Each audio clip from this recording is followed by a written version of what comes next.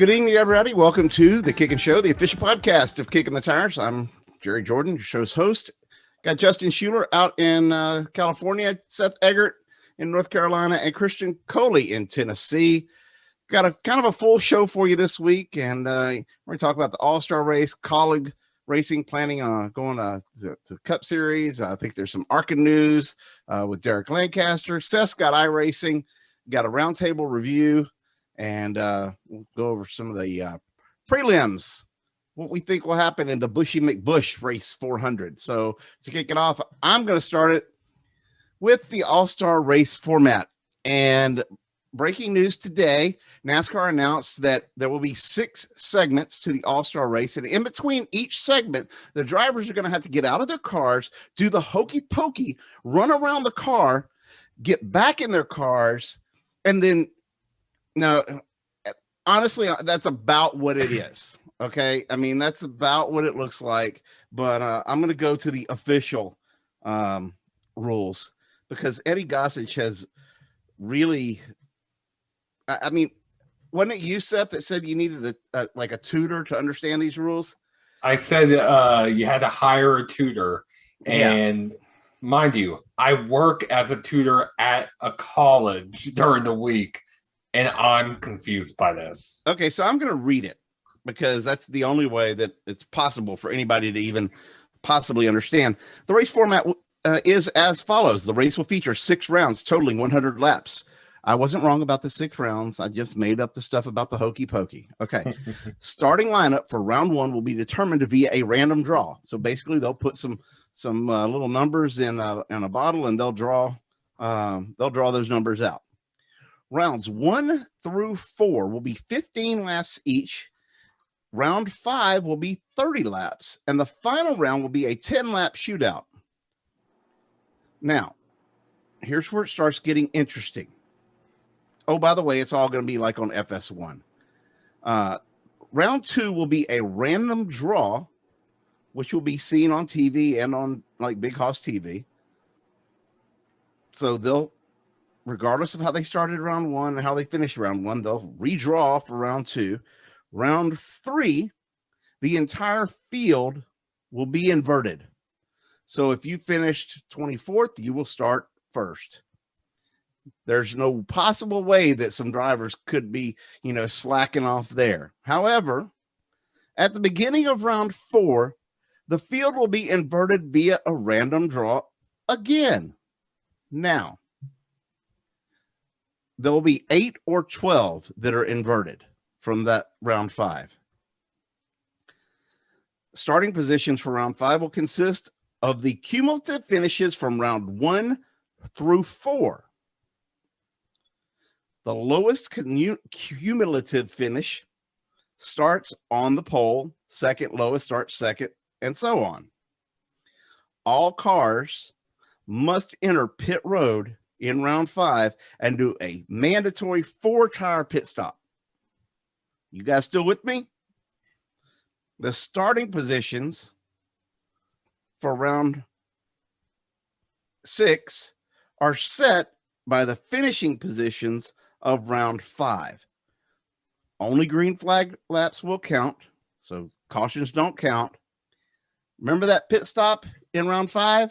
The fastest pit crew to do 4 tires wins $100,000. At the end of round 6, the race winner will be awarded $1 million. So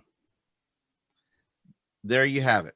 Also, they're going to run a tapered spacer to take horsepower away from the cars, make them go a little bit slower.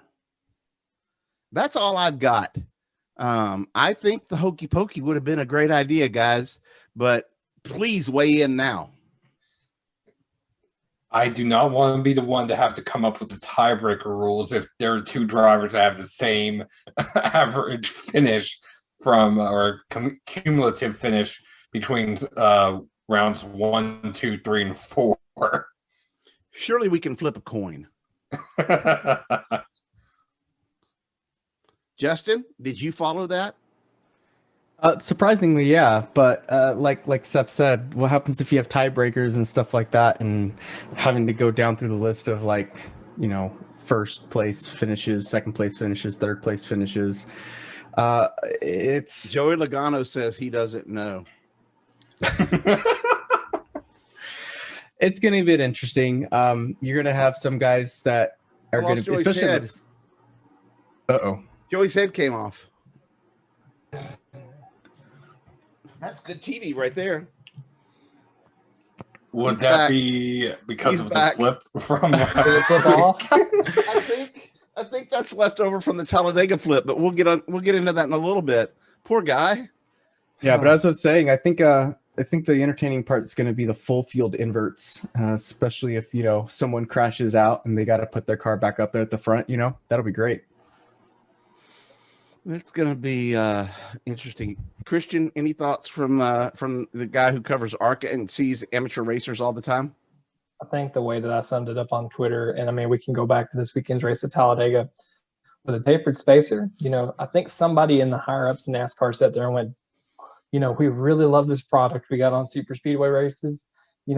What's some places that just lack good racing that we could really put this track package on it? And I think somebody went, well, why don't we put it on Texas for the All-Star race? That would be awesome, wouldn't it? We'd have cars flipping everywhere. It does make me think of one other thing. I'm not sure tapered spacer and PJ1 is going to be a good combination. Well, New Hampshire. We don't run taper space. We don't run taper spacers there anymore. But we did. And there's a reason why we don't ever again. I think we did for one race, and Jeff Burton led every single lap. But he didn't lead every single lap. Yeah, we didn't have PJ1 back then. Yeah. And not only did he lead every single lap, the winner of the Busch race and the Busch North race led every single lap. Yeah. See, y'all think I don't know stats, but I really do. I just play dumb each week just so that I can have you guys talk and I don't have to, do everything. Justin is this all-star race this all-star race just sounds like I don't know, it's really losing its luster really quick. Somebody on Twitter today, and I commented on it, really came up with a really good idea, and I kind of built the idea off their idea. They said move the all-star race to Nashville Fairgrounds. And I said the way that you could do that is have it the week of the awards banquet. That way you would get people here in Nashville for not just the awards banquet and burnouts on the Broadway, but you could also get them here for the All-Star race at Fairgrounds during the same week. And I think that would be a really good. I'll add one more thing to that. Ready for this? It's gonna blow all your minds. Get them all in the SRX cars from Tony Stewart's league. Yeah, that's not going to happen. Bring High Rock cars back or something. That will not happen. But I will tell you this: there is a tragic flaw in your plan to get people at Nashville Fairgrounds, that is that Texas Motor Speedway has the All-Star race now. They gave up a race to Coda. Eddie Gossage ain't giving up nothing. Okay, so you're stuck with either another race at Texas Motor Speedway or the All-Star race at Texas Motor Speedway for the foreseeable future. So as long as Coda has a race, I'm thinking that Eddie's got his stuff together with having the All-Star race. So that's not going to happen. There's all kinds of other stuff happening in the sport. So, that's just, we got a lot of time to talk about that. But Seth, you had some information this week on Colleague Racing, and I didn't even know anything about this. So fill me in. Yeah, Matt Colleague was on SiriusXM NASCAR this morning, the morning drive, and he said that Colleague Racing will have a car full time in the Cup Series next year. He didn't say who the driver would be. He mentioned that they had just bought another shop in Welcome, North Carolina, that they are cleaning out and refurbishing. I would have to guess it's on the RCR campus or near the RCR campus. To add to that one, when me and Heather went to Charlotte 2 weeks ago, there actually was a sign in front of the Colleague building. There's the Colleague buildings here. Right next to the Colleague building, there was a sign in front of the shop that said future home of Colleague Racing. And you didn't take a picture of that? No, I didn't. What the heck? I did not Really? know what in the world. I was thinking it was another Xfinity Series team. Doesn't matter. Well, apparently that's where the Cup team will be Yep, based. apparently that's where the Cup team will be. So, And I'm going to make you go back to welcome. anyway, Matt Collig spoke very highly of one Kaz Gralla and mentioned that the Cup car that they have right now will run somewhere around another 8 to 10 races. They've already run 3. They're planning on between 11 and 13 with AJ Allmendinger on the road courses and Kaz Gralla in for a couple races, which implies that the next race they're going to run is Coda with AJ. Maybe. They haven't said it's going to be AJ. It could be Kaz. Remember, Kaz has seat time there. I said it implies, not that it's going to be. Yeah, because Kaz has seat time there, and he didn't do bad. He was clicking off some laps while they were out there. They had a Chevrolet Camaro something that they were running. It looked more honestly like a Cup car with a different body on it, but whatever. NASCAR says they can't do that, so I'm sure it was 100% legal. But I do know that they drug the oil pan out from underneath it and, had to replace an engine and a couple other things. And they broke a brake caliper.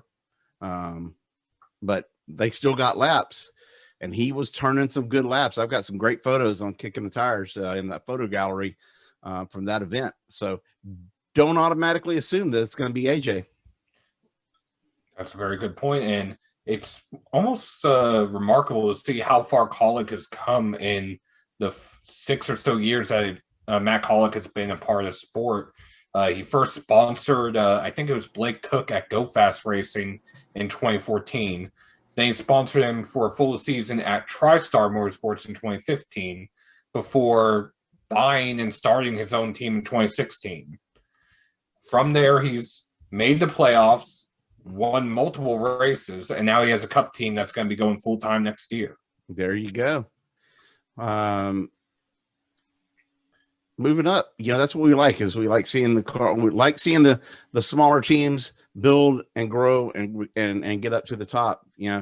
I guess you can't get unless you're like in K&N and local grassroots racing. I don't guess you can get any lower than ARCA on the touring, not on the national touring level. Christian, what's this Derek Lancaster information? So Derek Lancaster on Saturday made some contact with one of the Venturini cars in turns 1 and 2. And when the cars hit the backstretch, something on the number 29 car broke, or something just broke loose, and Lancaster went straight into the wall. Maybe he turned right into the wall. And as the car kind of rolled down the backstretch, it smoked, and then suddenly it erupted in flames. And so as he was trying to get back down on the track, the car ended up stopping at the entrance of turn 3 in the grass, and it was engulfed in flames. I mean, the fan vision screens at the track was really showing that the car was completely engulfed. And so on Saturday, he was taken to the Info Care Center, and then they ultimately took him to a local hospital because he had some burns and he had some damage done by the fire. But today we have some really good news, and I'm going to read it off this Facebook post that Derek's wife put on Facebook. It says, "Sorry, this is a little later than usual. It's been an eventful afternoon. Derek is finally off the ventilator. He's been on the ventilator ever since he got to the hospital on Saturday. He's alert and knows that he's in a hospital in Alabama." And she continued to comment that God is good, and they're asking for continuous prayers, and they're really happy to see what's going on with Derek. And, it was not looking too great there earlier this week. And so it's really good to see Derek is getting better. Derek was personally one of our clients this week. And so we were really kind of disappointed to see that happen, because we were running up top, up front, and having a really good, solid afternoon.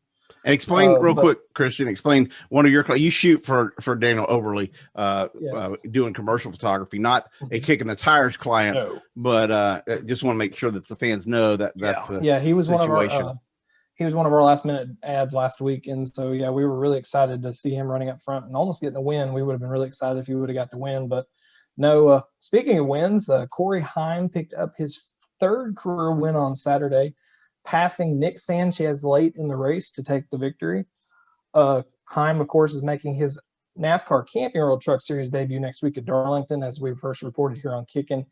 But Heim also took a better points lead than he left with because Ty Gibbs had a problem and was involved in an accident with Greg Van Alst and Nick Sanchez. And so the points kind of took a tumble, but the problem is two of our drivers who are up in the top 5 in points will not be eligible after this weekend because as far as I know, Drew Dollar will not be racing at Toledo and neither will Kyle Sieg. We've heard that RSS Racing will not be running any of the standalone ARCA events this year.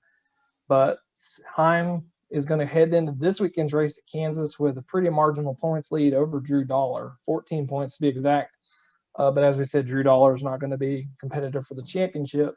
But let's see what else we got this weekend. We have, with Heim going in with a solid points lead, Heim is going to be the favorite going into this weekend's race at Kansas because he got his first career win there last October as Brett Holmes was crowned champion. And so this weekend, we really don't have we have 19 cars on the entry list, which is a solid number for Kansas. And so, I've kind of made my prediction that Corey Heim's going to make it number 4 on Saturday afternoon. And if you're wanting to catch the race will be on Fox Sports 1 at noon. Hey, I got a question real quick before we wrap up and go on to Seth with some iRacing news. That Ryan's the Kyle Sieg stuff, is that because Ryan is using Kyle's hauler in the upper series of NASCAR? Is that what the deal is there? No, the deal there is that the organization only has 2 cars. This weekend at Kansas, they're going to be running the same car they raced last weekend at Talladega to an 8th place finish. So, and plus the funding is not there. Sieg's team confirmed to me last week that they were really hoping to have a very solid run and hope to get more funding to maybe be able to run for the championship. But as far as I know, that has not came to fruition. And so they'll be missing. As far as I know, they will not be at Toledo, and neither will Drew Dollar. Gracie Trotter will be jumping in that number 15 car, which means 2 of our top championship contenders will fall out of the contention per se after Toledo. Okay, excellent. Good wrap up there. And glad to see that Derek Lancaster's off the ventilator and hopefully getting better very soon. Seth, iRacing. I know we had a big event last night because my phone blew up on it. And who won? And let's see, how many stupid wrecks were there last night? Well, last night was the Coke Series at Kansas. Chris Shearburn of Letarte Esports won. He battled How can Steve Letarte have an esports team and Kickin the Tires not have an esports team? He doesn't have that much money. Well, I may have found a team that might be looking for some sponsors, so I'll be texting you after the show. All right, there you go. That being said, he was battling with Ryan Luza, who won the pole early in the race. It was a good battle. They were side by side for somewhere around 25 laps, fighting for the lead. Shearburn led 1 lap during that exchange. Green flag pit stops came and went. Shearburn inherited the lead after the green flag pit stops. Clint Boyer Racing's Blade Witt was attempting to make it on 1 stop. Just past the halfway mark, there was a caution when John Gorlinski from Wood Brothers Racing and Bob Bryant from Klingerman Sport crashed on the backstretch. Everybody came down pit road. Derek Justice crashed on pit road from JTG Doherty Racing, along with Garrett Maines from Elliott Sadler Esports. Well, told you about some stupid crashes because, again, my phone blew up. That wasn't the one you're referring to, though. Oh, crashing on pit road's not bad enough?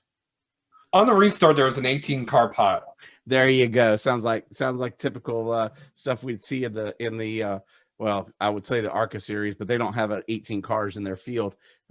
But after that pile up, it took out Ryan Luza, it took out a number of the competitors, and essentially gave the win to Chris Shearburn. He briefly had to battle with Isaac Gann from Klingerman Sport, but Isaac couldn't hold on and used up his tires pretty quickly.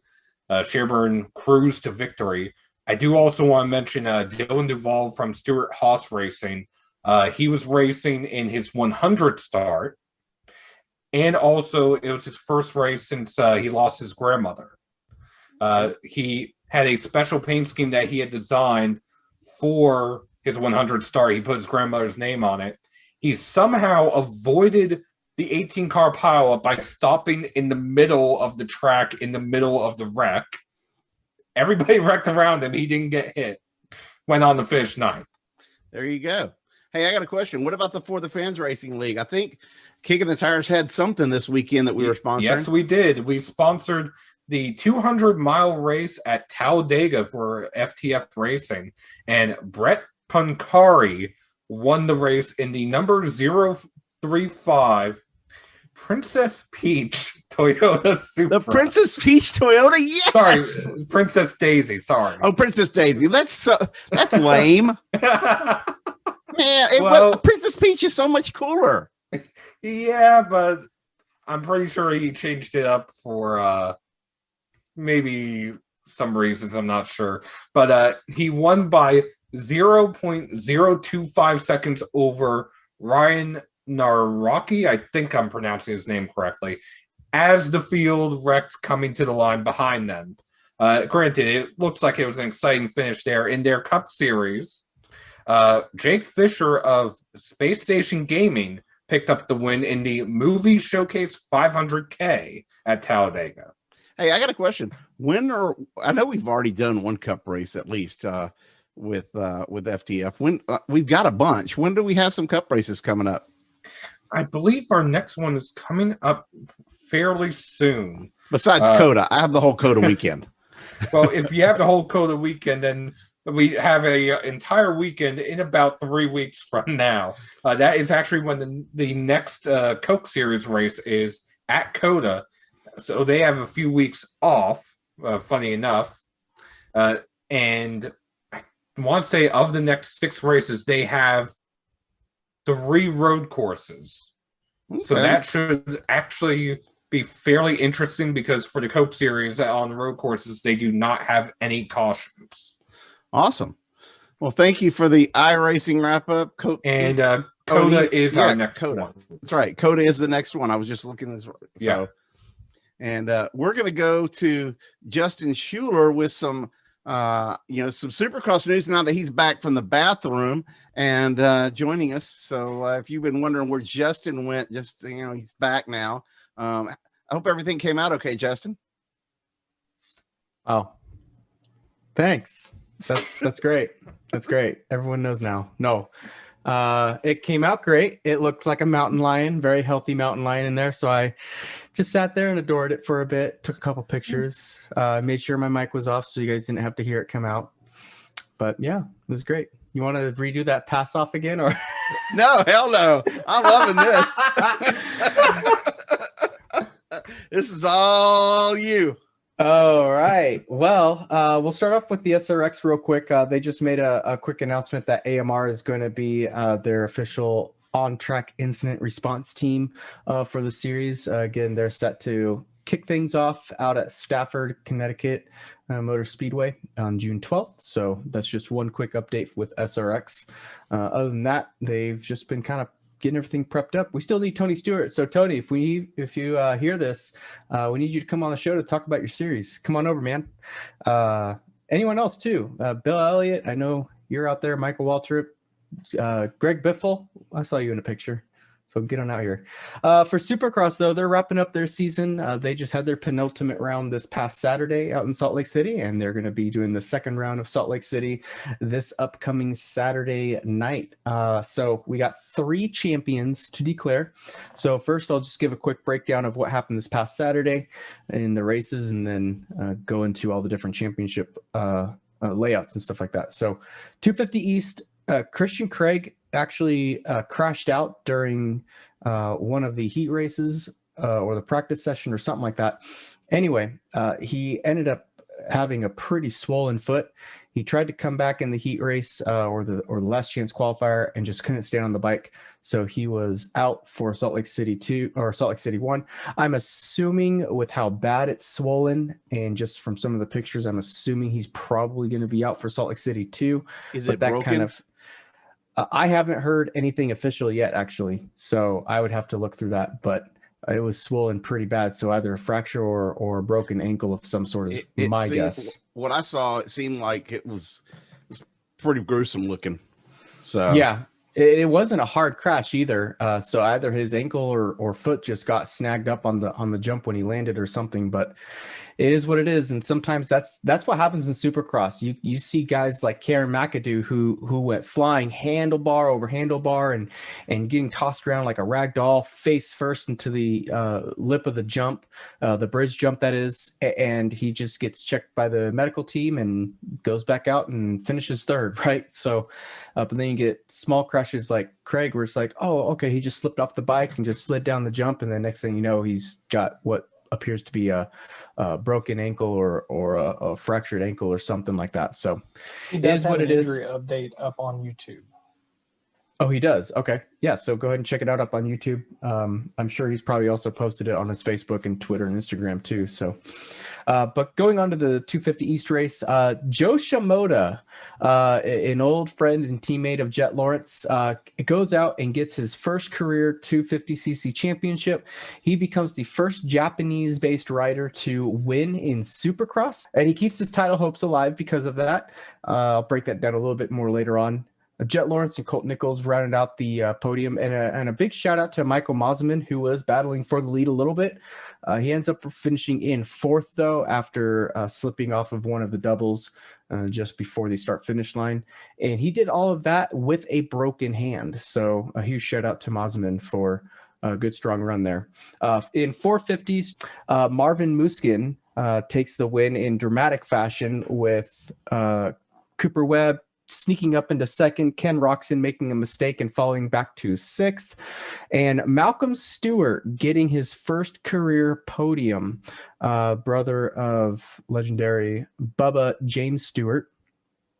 Stewart getting his first career podium finish, something like 2,500 days after his brother got his last podium finish in Supercross. So huge day for him. And then the rookies, which I wrote an article on over on kickinthetires.net. So be sure to go check that out.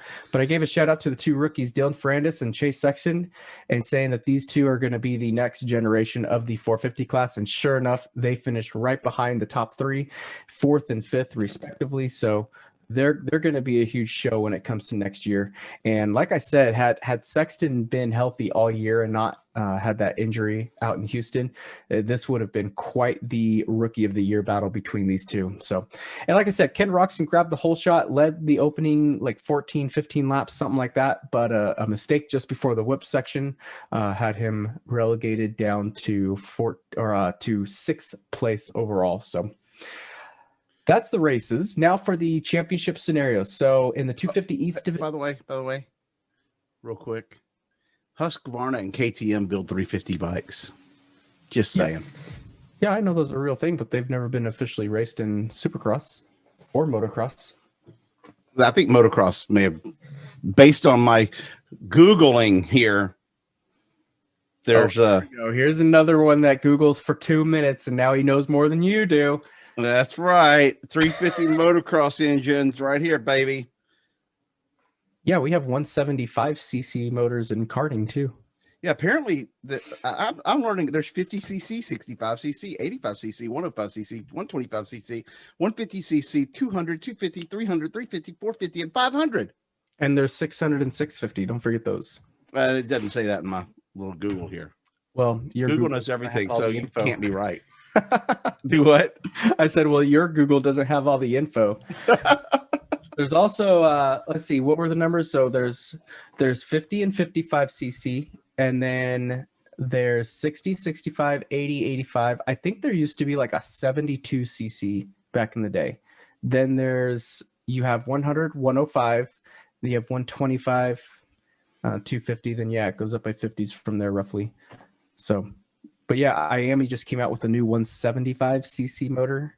And then for four strokes, really all it's come down to now is the 206cc and then the 450 on up, 450, 500, 550, 600, and 650 cc's for the four strokes. But they haven't raced two-stroke in Supercross in a long time. Need 1,000cc. That just becomes a street bike at that point. There you go. That's okay. Can you imagine going over the whoops in a... Yeah, you just spin the tires. That's all you would do. Launch. Anyway, yeah, speed of light. You wouldn't even do the whoops. You would just jump the first one and then land at the last one. That's how it would work. But anyway, so with the championship scenario, so the 250 East, Colt Nichols leads that by 23 points over now Joe Shimoda. He must finish 20th or better in the main event, and if he does, he will clinch and win the 250 East Championship. Like I said, Joe Shimoda is keeping his championship hopes alive by winning here at Salt Lake City 1.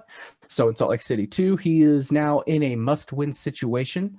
Now, if Colt Nichols, for some reason, doesn't make the main event, Joe Shimoda actually does still need to win because a second place finish will tie them in points, and Colt Nichols will own that tiebreaker based on the number of wins he has in the year.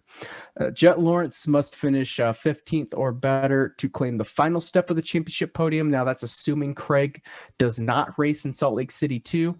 Otherwise, if for some reason Craig is able to get out there and race, hopefully he can, hopefully he is okay. But just like I said, just the reality of things from the pictures, it doesn't really look that way. Lawrence has to gain 8 points in total on Craig. Now, if Lawrence wins, it's only 7 points, but again, the win gives him 26 points. So that shouldn't be too much of an issue on that point if Craig can't make it. For the 250 West Championship scenario, Justin Cooper currently holds a 20-point lead over Hunter Lawrence, brother of Jet, and then 22 points over Cameron McAdoo. Now, if Justin Cooper finishes 16th or better, he clinches the 250 West Championship. Hunter Lawrence now has to gain 21 points over Cooper, and Cooper owns the tiebreaker with 3 wins, but also if Hunter Lawrence wins, he owns the tiebreaker for second, third, and fourth place finishes and stuff like that.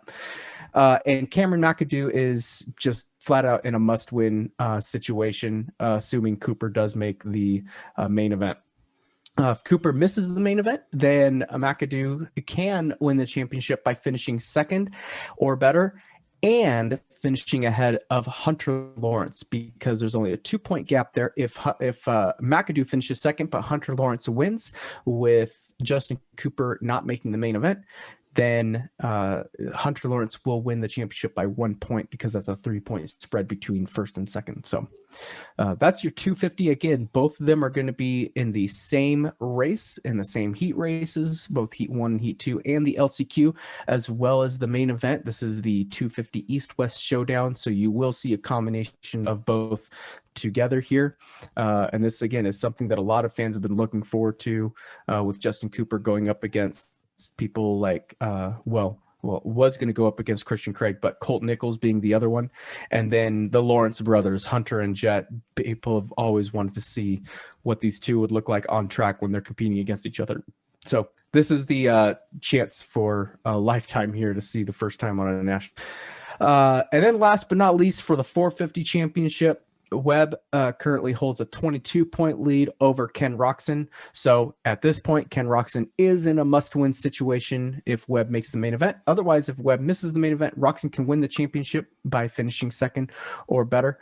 But a lot of points to make up, and Webb just really hasn't made any mistakes really this year at all. So I don't see something happening unless something tragic happens. So, but we'll see as Saturday rolls up. And then Eli Tomac, no matter what, no matter where people behind him finish, or no matter where Ken Roczen or Cooper Webb finishes, he has already locked in the third position for the championship, so he cannot gain or lose any positions.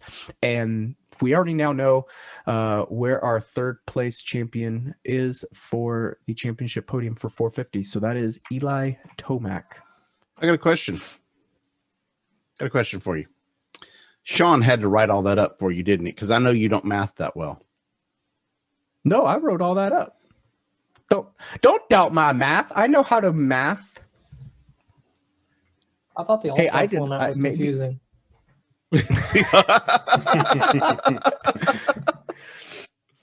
Yeah.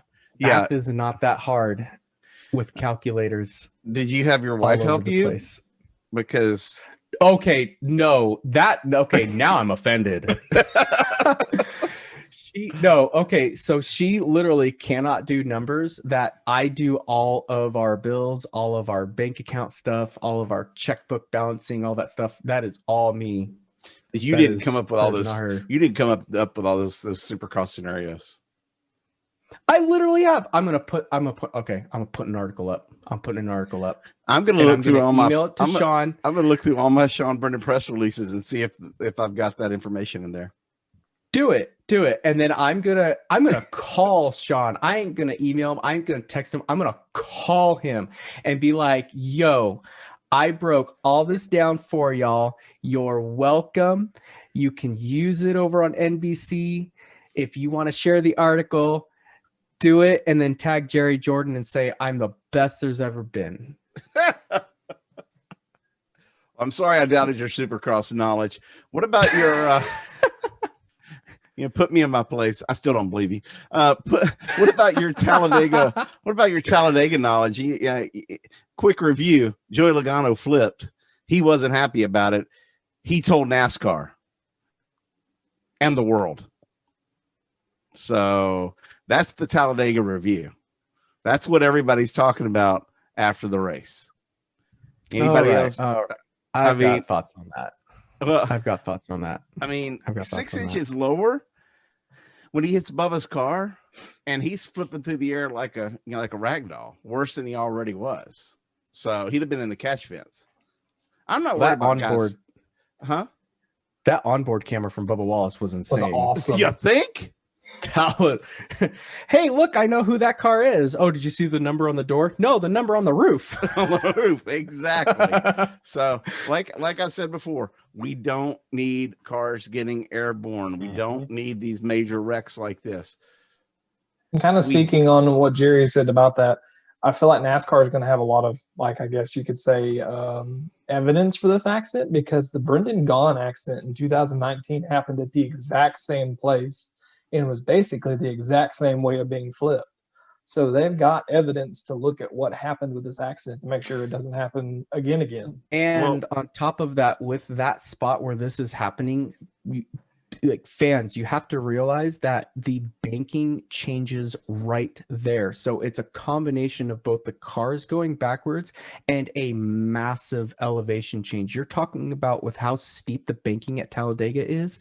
It's what, like 2, 3, maybe even 4 stories. It's a 30-40 foot difference right there. And so when you have a car going backwards plus that kind of elevation change, it's just a combination of disaster there. Well, here's the thing. Next year, it shouldn't matter because we're having the Gen 7 car. They're revealing it on May 5th. And, so. Oh, you mean it wasn't revealed on Twitter? The official reveal. The official reveal, not the leaked photo that, was on Twitter earlier this week and on Reddit, will be May 5th. I don't know why they decided to ruin my Cinco de Mayo. Because I was going to have margaritas I really was. I was going to have margaritas and tacos, man. What the hell? But if they did on May 7th, they could have called it the Gen Siete de Mayo car, right? Or they could have done on May 4th. May the 4th be with you with this new car. So what you're saying is it's Revenge of the 5th then? Yeah, no, Revenge of the 7th. Yes. And I thought my jokes were bad. Wow. Jerry's gonna post on Facebook and Twitter. For 3 new riders. Anyway, going back to Logano's flip, yes, it's an elevation change there, and yes, it's going backwards. Both him and Brendan Gaughan, for that matter, once they spun backwards, they then got hit by another car, and that's what raised the rear end up just enough for the air to get under it and lift it up. Yep. And it's going to keep happening if we don't do something about it. But I don't know what the answer is. NASCAR obviously has smarter people than me. But I mean, when you break everything down, and it's not an easy problem to solve. It's been happening for years. I will say, we did add to our tally of winners at Talladega this weekend, and that was with Brad Keselowski. I was a little upset that Matt DiBenedetto didn't win because he was a I think it was like 150 to 1 long shot on the Vegas odds to win, and I didn't win because I didn't bet on Brad. But Brad was a favorite. I will say this though, Brad's the first one to win the Pro Invitational and the real life event in the same week. That's a good point. Except for I don't think iRacing helped Joey him Yeah, I was win. gonna say, flipped in both and then races. Logano did flip in both as well. Yeah, but I don't think that the iRacing helped Brad win. I think Matt DiBenedetto making a mistake and Yes. going with the wrong teammate is what let Brad win. I really think if he didn't make the move in the final lap, that Brad hangs. He can't get around him. You know, so Yeah, that's just 100% on the spotter there. So, yeah. That's 100% the spotters on the spotter right there. You've got to know when a lane is breaking up, and that outside lane was breaking up coming out of 4. So when you get to the tri-oval and then you go to the top, when it's already broken up and breaking up still, and then that inside line's forming up, you've got to know that as a spotter. So I did hear from Matt DiBenedetto this week. He posted something about this, and he's like, they're making calls in a split second. He's not mad at a spotter. He's like, for anybody that thinks it's easy to get out here and make these decisions, he says, it's easy for us to go back and realize what we did wrong. It's very hard to do the right thing at the right time with milliseconds to make the decision. So it happens. His day will come, as he said, but he did break it down. But I do have to say that I wouldn't be driving a car at Talladega, but being the guy who watches all the races, I thought that was a kind of a bad move on their part, but it happens. Brad got the win. And what I was telling my brother when we were watching it live, I said, that's all you got to do. You can make 187 right moves, but that 188th or whatever is the wrong one. And that's the one that costs you. So we know he's strong at restrictor plates and the whole Penske organization really, but especially with him being up there with the Wood brothers, I know he's hungry to get them that 100th win. And then Keselowski getting that win, we talk about, he also won the Pro Race Invitational. You got to realize he came in with DEI, and if there's one name that you link with Talladega, it's the Earnhardts. So it's a no-brainer that he's now tied with Junior with 6 wins at Talladega. So. And obviously, big news on Saturday before or as the rains fell, a big win there as well. So, Christian, you were there. What was the atmosphere like for that? So, as the Xfinity race started going around, we really didn't think we were going to get that race in at all. And so I was sitting in one of the grandstand seats, like right there. And what was weird is I was right behind next to the tower. And as the laps were winding down, you looked up and there was little crack clouds that had looked like they had, you could literally stand up and touch them. And so when the big caution come out with Joe Graff trying to, win the race with so many laps left in the race, and collected a bunch of the other drivers, the big raindrops, and I mean, they were big raindrops began to fall. And so, when Jeb Burton was announced as the winner, it was pretty popular win amongst the crowd. The crowd was pretty cheering. And then Jeb did these cool donuts in the rain that looked really cool. And so, big win for Jeb Burton and Colleague Racing, especially on the weekend, or especially now that they've announced that they're going Cup racing. They've got 3 Cup caliber drivers in there already in their stand. And if I can, it's also kind of ironic too. Colleague Racing, all 3 of their drivers have now won rain-shortened races, and Matt Colleague's main company is Leaf Filter Gutter Protection.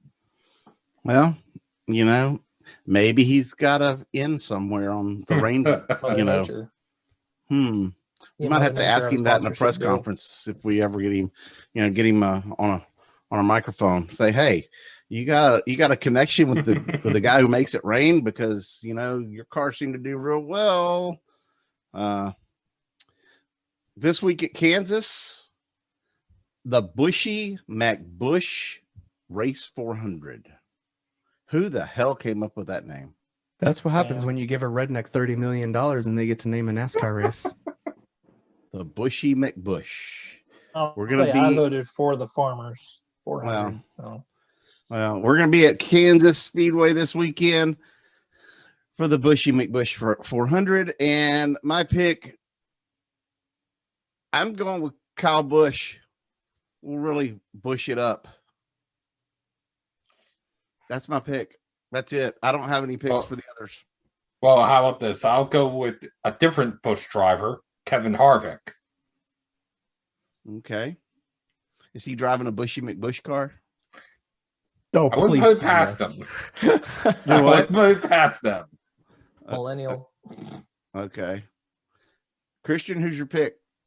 I'm going with Seth. I don't really think you can beat Kevin Harvick and Stewart-Haas Racing at Kansas.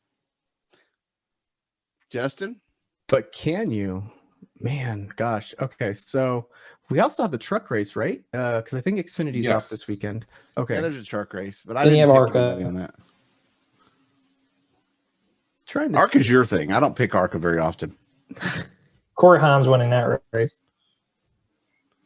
So, Justin, do you have a pick? You thinking? You going through the Man. schedule? What's I mean, you've known about this. Like, you put the schedule out. You should know what the rundown is. You should have your picks already. I want to see more first winners this year. And like that list is getting shorter and shorter and shorter. But I don't feel like that's going to be one of the obvious guys that haven't won yet, like a Chase Elliott or a Kyle Busch or a Denny Hamlin. Kyle Larson? Well, why don't Larson's you go already with? won this year? Yeah, Larson won this year. Oh, he did? Okay, Yeah. he's already won. Never mind. I was gonna say, why don't you go with the other Busch, Kurt Busch? Well, I was kind of thinking that too, but I'm also I don't know. This one's definitely got me, but I wonder if Cole Custer's gonna sneak another one in like that, like he did last year. I think Cole Custer's got this in the bag. I think he's gonna do one of those where he's just hovering around fifth place or whatever, but just pulls one of those epic veteran moves on a restart and steals a win from like Hamlin and Kyle Busch battling for the win and just steals it up there and then just continues to grow that list and starts to get some of these guys who have won a race but are a little further back, like the Michael McDowell or the Christopher Bell, starts to get them a little bit worried that, oh gosh, now we have 10 winners, Hamlin being the 11th lock-in. There's only 5 more spots left, and we've got plenty of races for people to win. And then on top of that, too, Kevin Harvick, Kyle Busch, Kurt Busch, they've got to find a way to win to secure themselves into the playoffs. I just want to see this playoff picture really messed up. That's all. Let's get in there. I like the All-Star Race organization. Yeah, We're going to see everybody messed up with it's getting that. there. I'm going to pick a truck driver. I'm going to pick Matt Crafton. I'm going to go with Matt Crafton. Austin Hill. Next. Sheldon Creed. It took you 20 minutes to pick your driver, Justin. So you got one for trucks? Yeah, I'm going to take another 20 minutes here. No, it's just Zane Smith. All right. As long as Seth's got this down so we can keep track, we'll know next week and we'll announce. Have you figured out who's winning this thing yet, Seth? I just have to double check the numbers, but right now I think it might actually be Justin. Yes! I think. This cannot be. This cannot be. Well, He's here's the saying, thing. "Don't let I me have to down." double check the numbers. Yeah. Now, so how are you doing the numbers? Are you doing it like let's say there's 5 of us, 5 points to the winner, 4 points to second, 3 points Well, to 2 and 1? That's what I was gonna ask. Right now, the way I've been doing it is taking the actual points. That's fine. That's what I would have done, is take the actual Yeah. points. Okay, because I'm kind of curious to see like what it would have been like both ways, and then we can kind of do our own thing with everybody at Kickin, and everybody just gives you their picks by like Thursday night or something like that. Yeah. If they can't make it the show. Except I told you who I thought. Kyle McBusch. And then are we going to allow like overlapping picks? Like I think you and Technically, you're not supposed to be able to pick the same driver, Christian. All right. Well, I think I do have another one that I think might win this weekend, and this one's kind of a bold pick here, but I think he'll finally break his streak of third place finishes that he's been having all year, and I think Denny Hamlin will win at Kansas. Okay, that's a bold pick. I'll think, yeah, that's not bad. There you have it. So everybody's got different picks. We'll find out who wins next week. It's got to be a guy named Busch if we're in the Buschy McBusch. Or sponsored by Busch. Maybe. Yeah, duh. We all know Cole Busch is going to win. So no, that's going to do it for Hamlin's us this week. That's going to do it for us this week. We're done here. You guys, thanks for tuning into the Kickin' Show. This thing is off the rails. We appreciate you trying to watch us every week, and we'll see you when we get back and start going to Darlington.